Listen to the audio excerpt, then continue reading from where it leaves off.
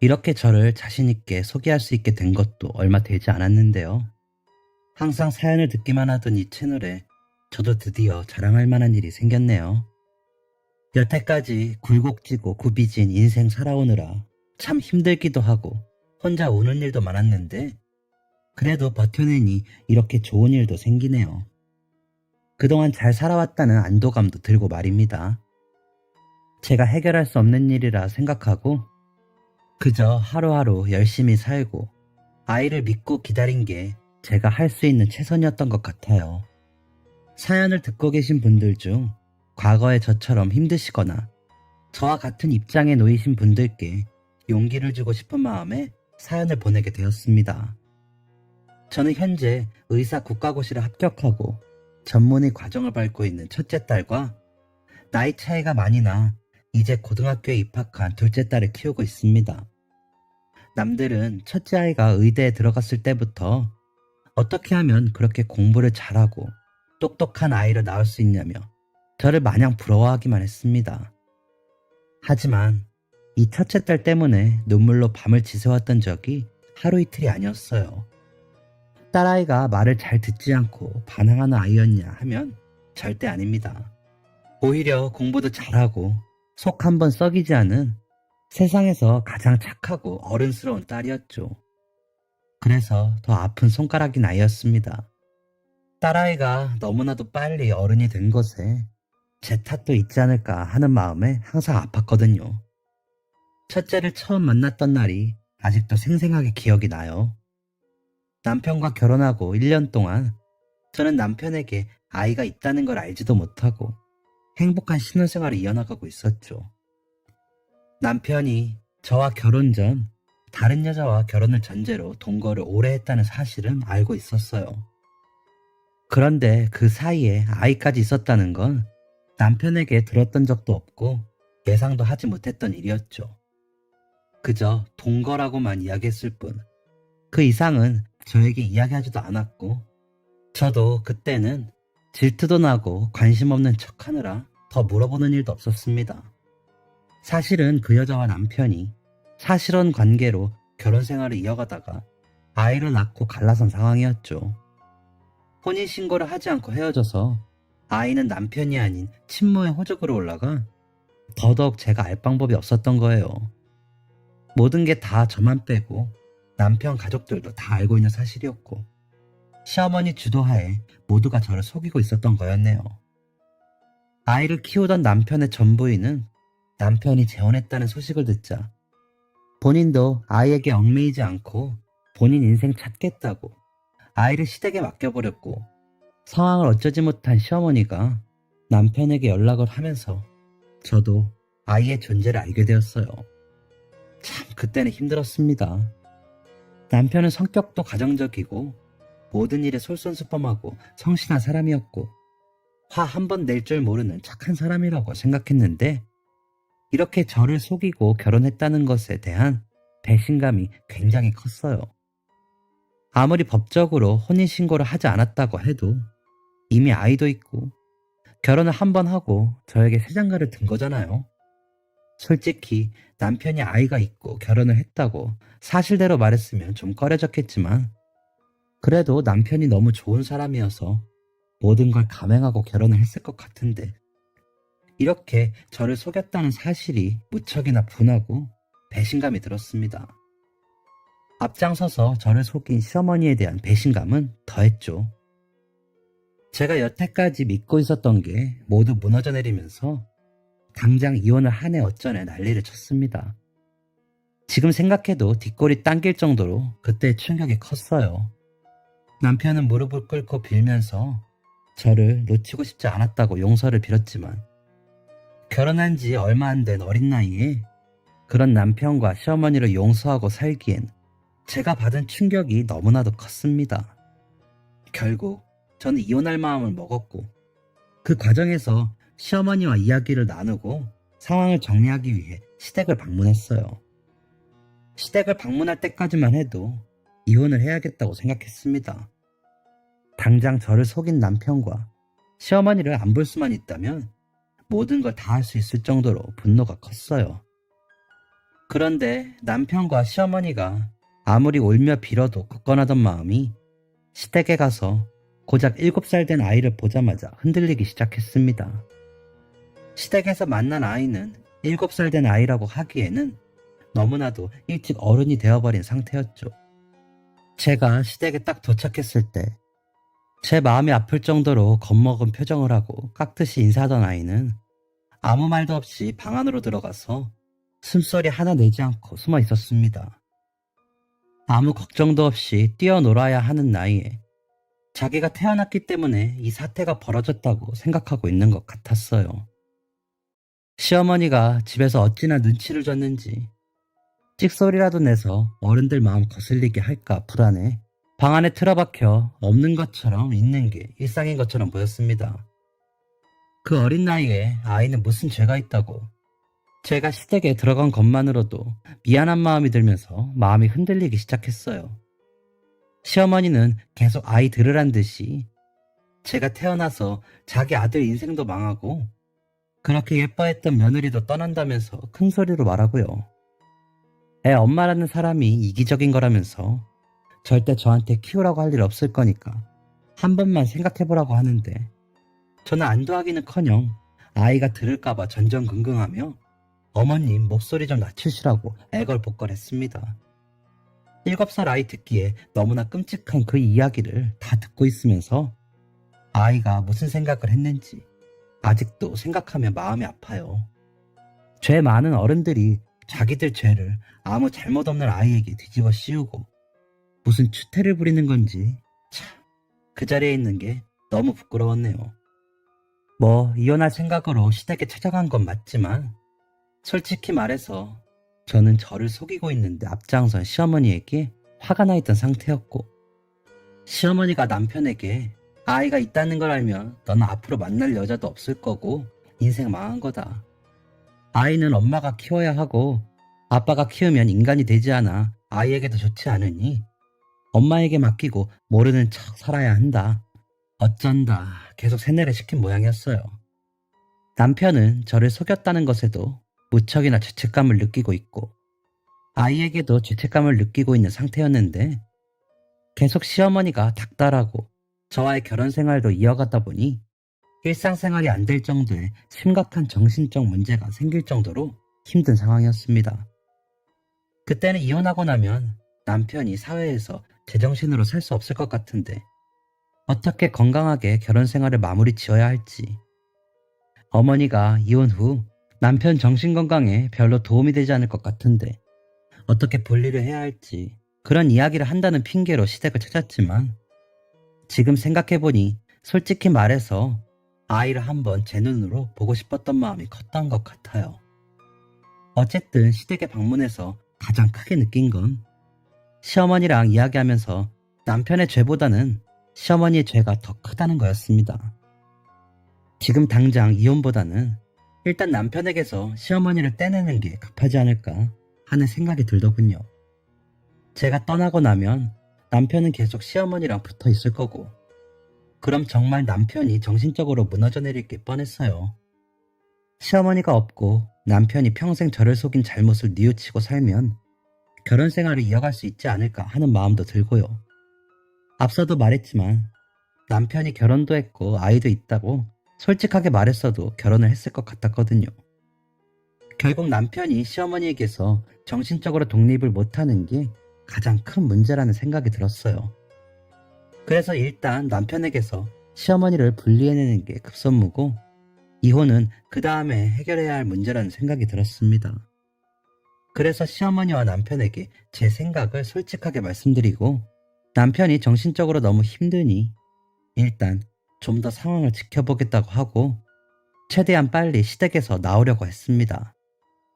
그런데 시어머니가 아이 대하는 태도를 보니 아이는 남편보다 더 심할 정도의 정서적 학대를 당하고 있더군요. 거의 맞지만 않았을 뿐이지 아동 학대로 볼 수 있을 정도였어요.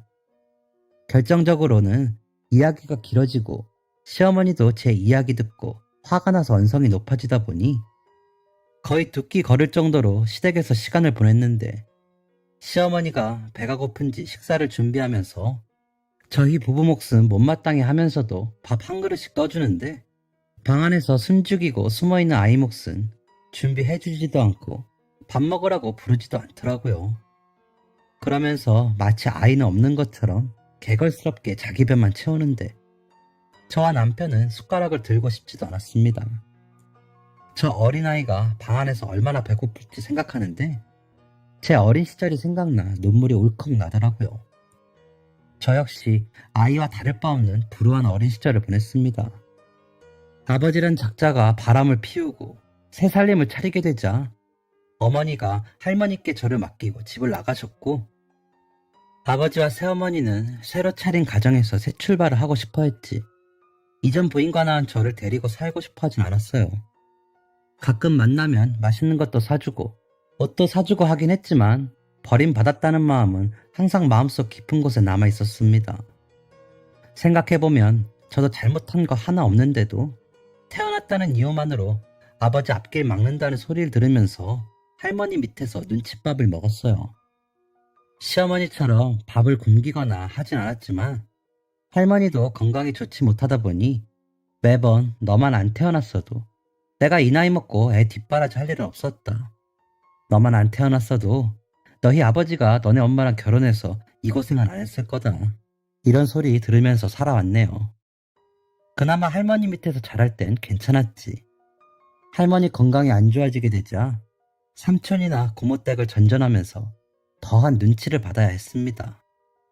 왜 아버지는 저렇게 떵떵거리며 새 가정 이루고 잘 사는데 우리가 너를 키워야 하냐는 삼촌, 고모, 그리고 한술 더 떠 저를 혐오하다시피 하던 숙모와 고모부의 눈초리가 너무나도 매서웠네요.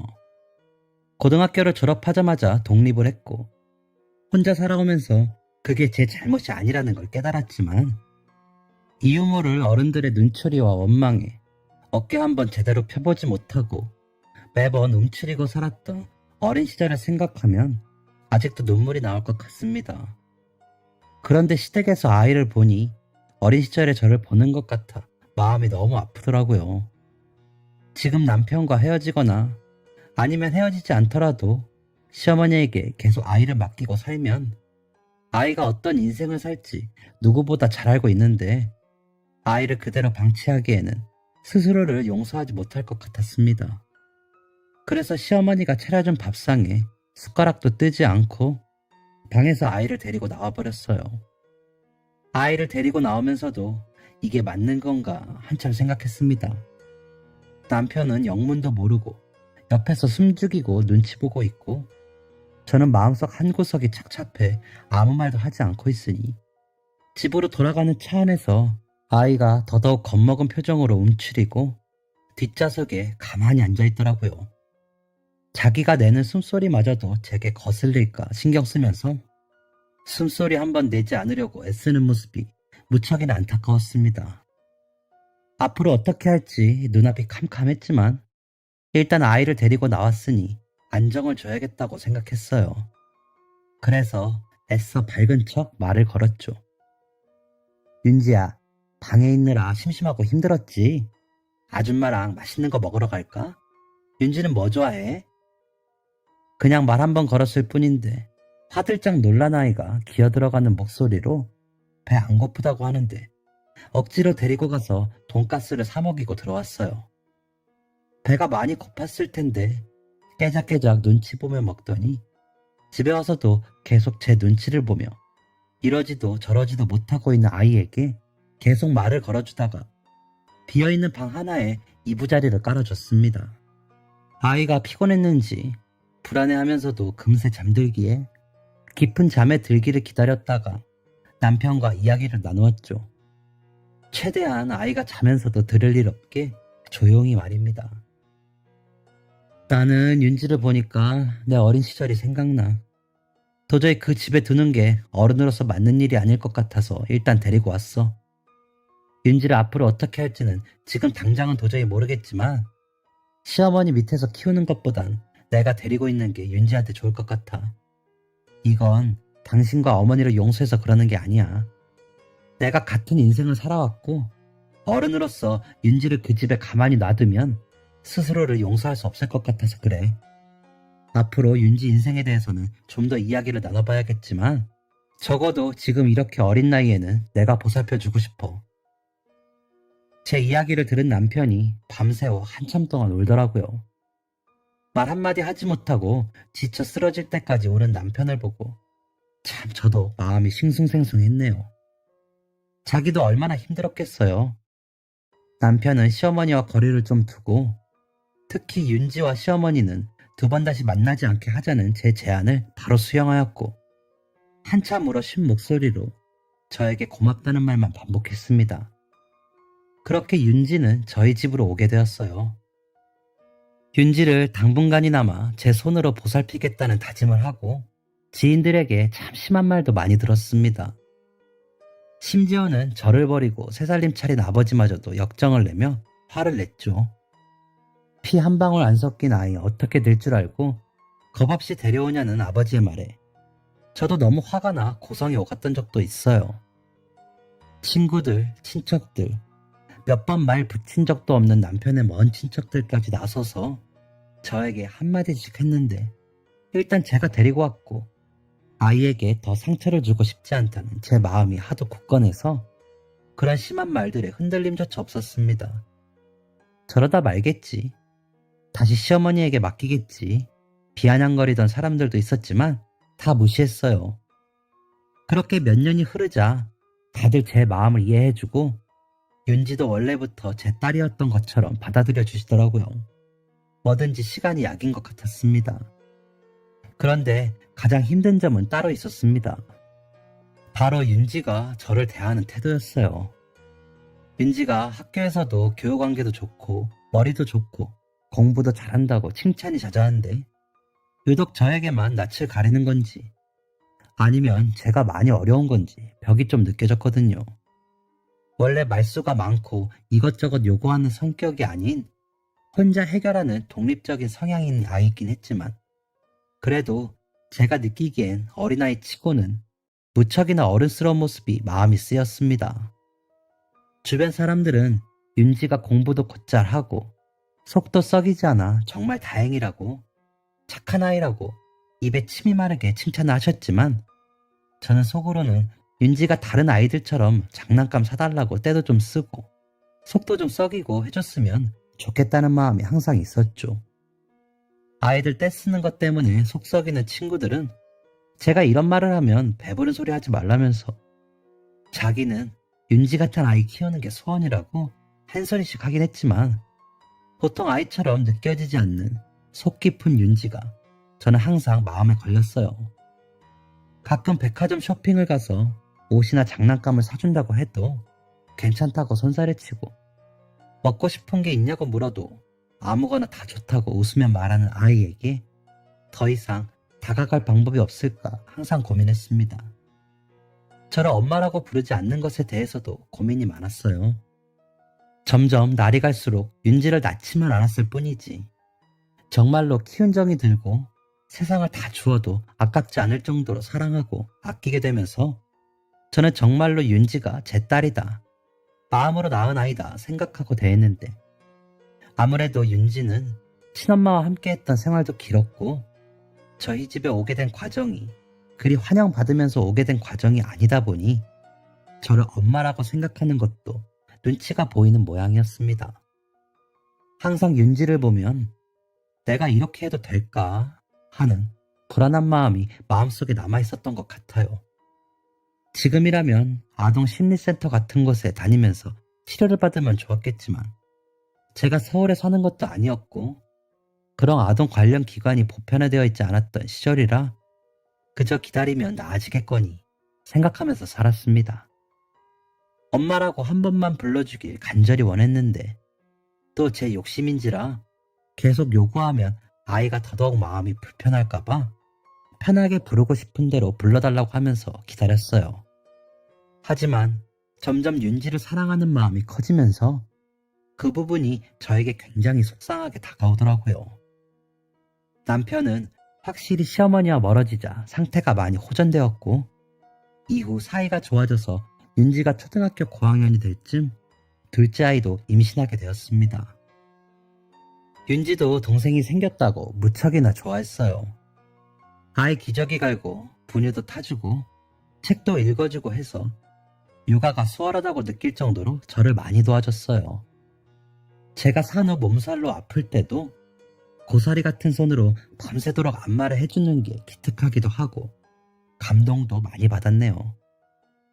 둘째 아이가 태어나면 혹시나 윤지가 차별받는다고 느끼고 마음의 문이 더 닫힐까봐 전전긍긍 했는데 윤지는 오히려 둘 다 똑같이 사랑하고 차별하지 않으려고 애쓰는 제 마음을 아는지 점점 더 밝아진 모습을 보이려고 노력하더라고요. 하루는 밤에 몰래 안방으로 들어와 저에게 이렇게 말하는 거예요. 저는 아줌마가 윤이랑 저랑 똑같이 사랑하는 거 알아요. 저도 아줌마랑 윤이를 똑같이 사랑해요. 대뜸 그렇게 말하는데 너무 예쁘고 고마워서 밤새도록 눈물이 마르질 않았네요. 점점 알게 모르게 밝아지고 애정 표현도 많이 하는 아이를 보니 용기가 나서 저도 마음을 한결 편안히 먹고 기다릴 수 있게 되었어요. 윤지는 그렇게 누구보다 착하고 속 깊은 딸로 자라주었고 공부도 계속 열심히 잘해줘서 중고등학교 때는 전교 1등을 놓치지 않는 누가 봐도 부러워할 딸이 되었어요. 처음엔 제 눈치를 보느라 공부를 하는 줄만 알았는데 아이가 꿈이 있는지 즐기면서 열심히 하더라고요. 공부하란 소리는 한 번도 한 적이 없었는데 자기가 스트레스 안 받고 즐겁게 하는 걸 보니 저 때문에 공부를 하는 건 아닌 것 같아 마음껏 지원해줬습니다. 공부도 고등학교 가면 체력 싸움이라 운동도 보내주었고 부족한 과목이 뭔지 파악해서 과외도 붙여주고 했더니 훨씬 더 재미있게 공부를 하더라고요. 나중에 대학 원서를 넣을 때야 왜 그렇게 공부를 열심히 했는지 알게 되었습니다. 제가 둘째를 임신했을 때도 몸이 좀 안 좋았는데 아이를 낳고 나니 몸이 회복이 안 되어 고생을 많이 했고 그 때문인지 둘째도 어릴 때 잔병치레가 많았는데 그 모습을 보면서 의사가 되고 싶었다고 하더라고요. 그런데 의사는 전교 1, 2등 해야 원서라도 넣을 수 있으니 꿈을 이루기 위해 공부를 했고 여기저기 대외 활동으로 봉사활동도 하고 해서 의대 지원을 할 수 있게 되었다고 꿈에 가까워졌다고 좋아하는 아이를 보니 너무 기특하더라고요. 고사리 같은 손으로 마사지 해줬던 게 마냥 귀엽고 기특하기만 했는데 그 어릴 때 그렇게 깊은 마음을 가지고 어른도 하기 힘든 꿈을 위해 그렇게 노력을 했다니 다른 어른들보다 우리 윤지가 훨씬 멋진 사람이라며 남편과 그렇게 칭찬을 했습니다. 검은 머리 짐승 거두는 거 아니라면서 윤지를 데려올 때 한참 심한 말을 했던 사람들도 아이가 의대에 합격해서 진학하게 되니 저에게 고생한 보람 있다면서 한마디씩 해주더군요. 하지만 저는 윤지를 키우면서 윤지 때문에 속 썩이거나 고생했던 적이 한 번도 없어서 그런 말은 전혀 와닿지 않고 그냥 우리 아이 꿈 이루기 위해 그렇게 노력했는데 드디어 꿈에 한 발자국 나아가게 된 거 축하해달라고 했어요.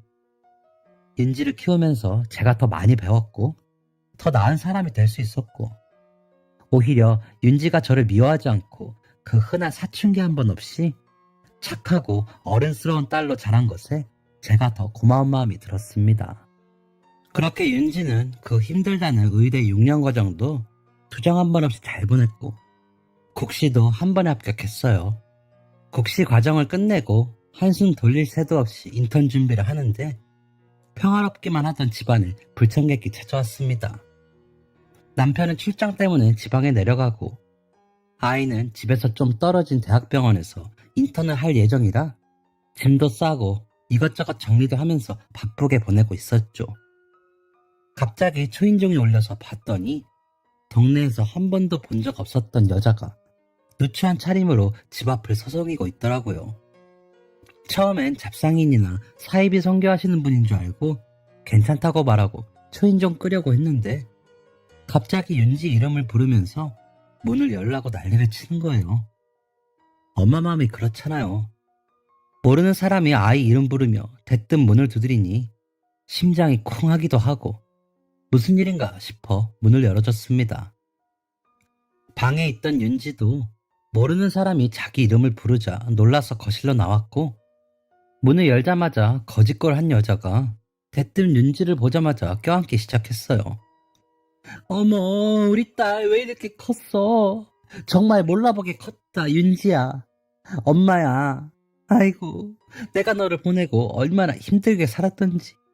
잘 커져서 정말 고맙다, 윤지야. 다짜고짜 이렇게 말하면서 아이를 껴안는데, 저도 아이도 무슨 일인지 영문을 몰라 어떻게 하지도 못하고 그냥 놀란 눈으로 상황을 지켜보기만 했습니다. 여자가 누가 봐도 거짓으로 짜내는 것 같은 눈물을 막 흘리면서 아이의 손을 잡고 계속 엄마라는 말만 반복하는데, 그제서야 윤지 버리고 간 친엄마구나 하는 생각이 들더라고요. 일단 거짓골을 하고 있는 여자한테서 아이를 떼어내려고 거실 테이블에 앉으라고 했습니다. 그랬더니 여자가 앉을 것도 없다며 자기는 자기 아이 찾으러 온 거라는 말도 안 되는 이야기를 하더라고요. 엄마는 이 고생하면서 힘들게 자랐는데 그래도 우리 윤지 이렇게 잘 커져서 너무 고맙다. 고마워. 너희 아버지는 엄마는 고생시켜도 너는 고생 안 시켰구나. 공부 열심히 해서 의사도 되었다며. 이제 엄마랑 같이 살자. 그동안 남의 집에서 더부살이 하느라 고생 많았지 우리 딸. 저한테는 볼 장도 없다는 듯이 차갑게 아이 찾으러 왔다고 하고 어안이 벙벙해 있는 윤지 얼굴을 막 쓰다듬으면서 이렇게 말하는데 딱 왜 왔는지 알겠더군요. 자기 인생 찾아간다고 갈 땐 언제고 아이 의사 됐다니까 찾아와서 자기 딸이라고 데려간다는데 속이 너무 뻔하잖아요. 나중에 아이가 친엄마 한번 보고 싶다 하면 제가 충분히 찾아주고 연락해서 둘이 만나게 해줘도 되는 문제인데, 다짜고짜 아이 찾으러 왔다니 더부살이 하느라 고생 많았다니 하는 얘기 듣고 있는데 화가 차오르더라고요. 저기요, 갑자기 저희 집은 어떻게 아셔서 연락도 안 하시고 이렇게 경우 없이 찾아오신 건지 먼저 여쭤봐야겠네요. 하실 말씀 있으시면 일단 아이 놔두고 저랑 이야기하세요. 제가 이렇게 세게 말하자 아이 친엄마라는 사람이 윤지 손을 더 세게 잡으면서 저에게 도끼 눈을 하지 뭐예요. 지금 남의 애 데려가서 키운 거 유세라고 엄마 노릇 하는 거야? 내 아이 내가 데려간다는데 뭘 놔두고 말고야. 더 할 얘기 있어? 내가 어머니 찾아가서 우리 애 어딨냐 몇 번을 말했는데 어머니가 당신이 만나지도 못하게 하고 싸고 돈다면서 집 주소 알려주더라. 아이 데려가서 키우면서 좋은 사람 혼자 다 되고 고생은 나 혼자 다 하고 자기는 남편 돈 받아서 떵떵거리며 살면서 그저 식탁에 아이 밥 한 그릇 더 놔둔 걸로 생색내는 거 웃기지도 않아. 우리 애 쥐잡듯이 잡아 공부시키고 이렇게 고생시켜서 의사 만들어 노후 보장 받으려고 하는 거 내가 모를 줄 알아? 내 말 틀렸어? 입이 있으면 한번 얘기해봐. 진짜 제가 묻고 싶은 말이었습니다. 버리고 갈 때는 언제고 하는 말이라곤 막말로 뚫린 게 입이면 아무 소리 나도 되냐고. 저도 욕하고 소리치고 싶었지만 아이 앞이라 말이 쉽게 안 나오더라고요. 솔직히 마음속으로는 한 번도 엄마라고 부른 적 없었던 윤지가 친엄마를 그리워해서 따라간다고 하면 나는 어떡하지 하는 두려움이 무척이나 들었습니다. 살면서 한 번쯤 생각해 본 적 없었던 문제는 아니지만 그때마다 나는 진짜 엄마가 아니니까 아이가 친엄마에게 가고 싶다면 보내야겠지 생각하면서 스스로 달래며 살았어요. 그런데 이렇게 다짜고짜 찾아와서 제가 무슨 아이를 이용해 한몫 챙기려는 사람이라도 되는 것처럼 몰면서 아이를 뺏어가는 건 아니잖아요. 너무 억울해서 그냥 주저앉아 울고 싶은 마음이 들더라고요. 그런데 그때까지 상황 파악을 못하고 혼란스러워 보이던 아이가 무슨 상황인지 깨닫고는 바로 친엄마라는 여자 손에 잡혀있던 자기 손을 탁 소리 나게 빼고 억울해서 부들부들 떨고 있는 제 앞을 가로막고 섰습니다. 저기 죄송한데 저한테 엄마는 이분 한 분뿐이에요. 아줌마가 저 낳긴 했겠지만 진짜 엄마처럼 키워주고 사랑 준 건 이분이에요. 이분이 제 유일한 엄마라고 생각하고 살기로 했어요. 저 어린 시절 다 기억해요. 그렇게 고생 안 하셨잖아요. 저 유치원에 버려두고 다른 아저씨들 차 타고 놀러가고 밥도 잘 안 주고 아줌마는 네일 아트도 받고 피부 마사지도 받고 사모님처럼 호화롭게 살았잖아요. 저 엄마 밑에서 크면서 어떻게 당신 나한테 그랬을까 하는 생각 많이 하면서 원망도 많이 했는데 그래도 엄마가 저 사랑해 주시니까 됐다고 생각하면서 살았어요. 나 그렇게 버려놓고 이제 와서 엄마 행세하지 말고 우리 엄마 힘들게 하지도 마세요. 그리고 엄마 저한테 고생시킨 적 한 번도 없고 식탁에 밥그릇 하나 더 올리고 엄마 행세한 적도 없어요. 전 마음으로 진짜 엄마라고 생각하고 평생 은혜 갚고 엄마 건강 돌보고 싶은 마음에 제가 공부해서 의사가 된 거예요. 더 할 얘기 없으니까 가세요. 지금 안 가면 경찰에 신고할 거고 두 번 다시는 내 눈앞에 나타나는 일 없으면 좋겠네요. 다신 제 앞에 나타나지 마세요. 이렇게 거짓거리에서 온 것도 속 보이고 솔직히 기분 너무 나쁘고 더럽네요. 한 번도 큰 소리로 말한 적도 없는 아이가 고래고래 소리를 지르며 그 여자를 현관 밖으로 밀어냈어요. 아이 엄마라는 여자는 자기가 그렇게 말하면 아이가 당장 올 줄 알았는지 아니면 자기 마음이 못돼 먹으니까 저도 아이에게 못되게 대할 게 분명하다고 생각했는지 아이가 문전박대하니까 더 충격받은 듯 네가 어떻게 엄마한테 이럴 수가 있냐고 나가면서도 난리를 치더라고요. 아이가 마침내 경찰에 끌려나갈지 본인 발로 조용히 나갈지 협박하니까 아버지를 꼭 닮았다 어쩐다 큰소리 내길래 아이 욕 듣는 걸 참을 수가 없었던 제가 당장 소금 들고 달려나가 뿌리며 쫓아내버렸습니다. 그렇게 그 여자가 가고 아이가 또 제가 잘못한 일도 아니라면서 눈물이 그렁그렁 해가지고 미안하다고 하길래 그냥 둘이 끌어안고 부끄러운 줄도 모르고 현관에서 엉엉 울었어요. 고맙다고 너무 억울했는데 내 편이 되어줘서 고맙다 말하는데 아이가 그 말 하자마자 저를 안고 더 울더라고요. 엄마 미안해요. 내가 빨리 엄마라고 불렀으면 엄마가 저 여자 문도 안 열어줬을 텐데 속상하게 해서 죄송해요. 친엄마가 날 버렸다는 생각에 엄마를 진짜 엄마처럼 사랑하면서도 엄마라는 그 말이 아파서 입안에서만 돌고 밖으로 나오지가 않았어요. 이제 와서야 엄마라고 불러드려서 미안해요. 앞으로 더 잘할게요. 아이 입에서 본물처럼 엄마라는 말이 나오는데 그 여자가 와서 속상하고 억울했던 마음 더 없어지고 그저 내 딸 잘 자라줘서 너무 고맙다는 마음만 들더라고요. 그 뒤로 저희는 시도 때도 없이 엄마, 딸 이렇게 부르면서 훨씬 더 허물없이 친구 같은 모녀가 되었습니다.